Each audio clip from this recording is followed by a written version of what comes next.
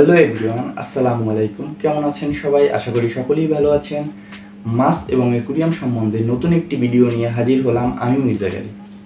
তো আমরা যারা অ্যাকুরিয়ামের মাছ পালি তাদের জন্য একটি কঠিন সমস্যা হয়ে দাঁড়ায় অ্যাকুরিয়াম ট্যাঙ্ক ক্লিনিং করা। বিভিন্ন কারণে অ্যাকুরিয়াম ট্যাঙ্ক নোংরা হতে পারে। তো আজকের ভিডিওর টপিক হলো কিভাবে অ্যাকুরিয়াম ট্যাঙ্ক পরিষ্কার করা যাবে। আমি স্টেপ বাই স্টেপ দেখিয়ে দেব, না টেনে সম্পূর্ণ ভিডিওটি দেখার অনুরোধ রইল। আর আপনারা যারা আমাদের চ্যানেলটি এখনও সাবস্ক্রাইব করেননি প্লিজ সাবস্ক্রাইব করে দিবেন, লাইক শেয়ার দিয়ে অবশ্যই পাশে থাকবেন। তো বসে না থেকে চলুন শুরু করি।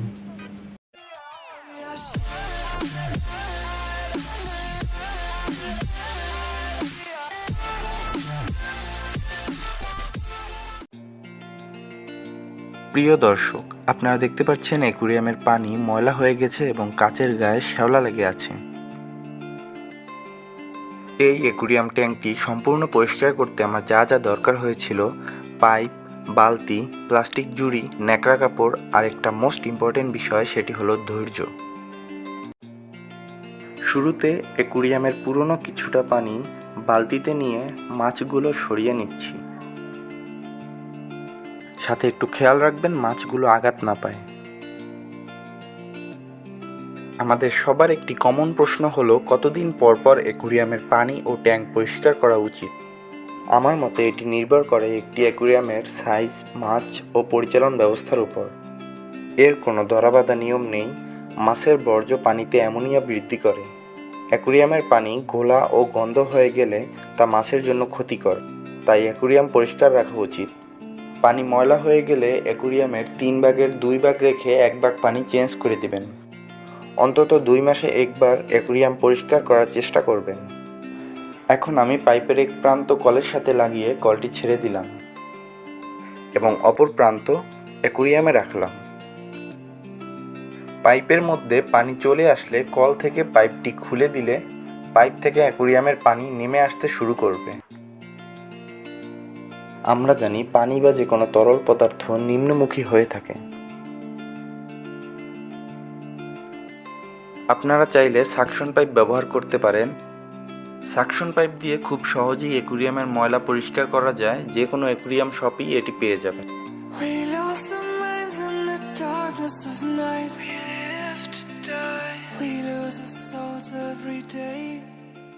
গাপ্পি মাছ ও ব্রিডিং নিয়ে বিস্তারিত তথ্য জানতে আমাদের চ্যানেলে একটি ভিডিও রয়েছে, দেখে নিতে পারেন। ট্যাঙ্কের পানি সম্পূর্ণ নেমে গেলে পাথরগুলো সংগ্রহ করে ধুয়ে ফেলতে হবে। আমি একটি বালতিতে পাথরগুলো সংগ্রহ করছি। অনেকের অ্যাকুরিয়ামের মাছ মারা যায় পানি পরিবর্তনের ফলে। অনেক সময় নতুন পানিতে মাছ অ্যাডজাস্ট করতে পারে না, তাই অ্যাকুরিয়ামে সম্পূর্ণ নতুন পানি দিবেন না।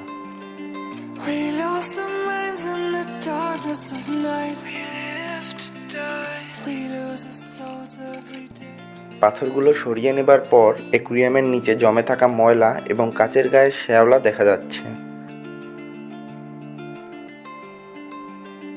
কাচের শ্যাওলা বা দাগ ভিজে কাপড় দিয়ে মুছে দিবেন, কিন্তু কোনোভাবেই ডিটারজেন্ট, ফিনাইল, অ্যাসিড এমনকি লিকুইড সোপ ব্যবহার করবেন না।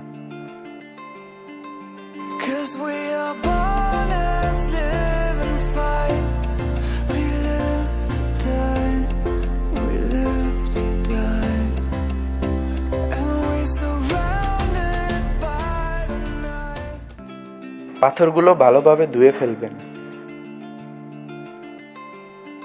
ভুলেও সাবান দিয়ে পাথর পরিষ্কার করবেন না।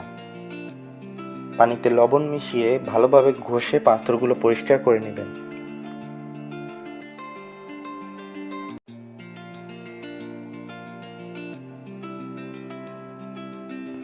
পাথরগুলো পরিষ্কার করা হলে তা অ্যাকুরিয়ামে সুন্দরভাবে সাজিয়ে নিন।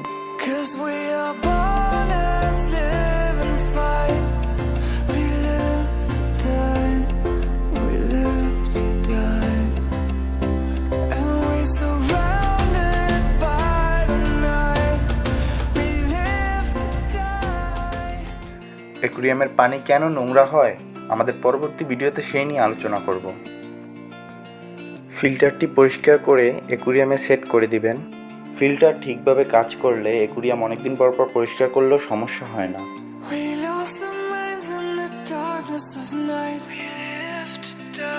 We We lose our souls every day. We lost minds. We don't remember what's wrong and what's right. The world is dead but we stay. 'Cause we are born as living fights. We live to die. তারপরে অ্যাকুয়ারিয়ামে পানি সংগ্রহ করুন।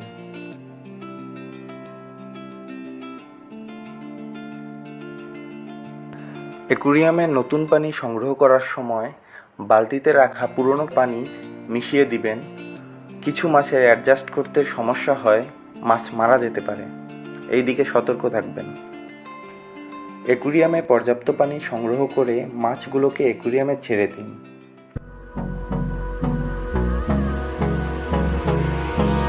Hold me close till I get up. Time is barely on our side. I don't wanna waste what's left.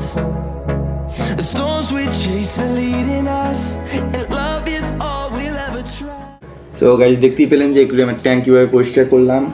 আজকে video এই পর্যন্তই, দেখা হবে অন্য কোনো ভিডিওতে। ততদিন সবাই ভালো থাকবেন, সুস্থ থাকবেন। আল্লাহ হাফেজ।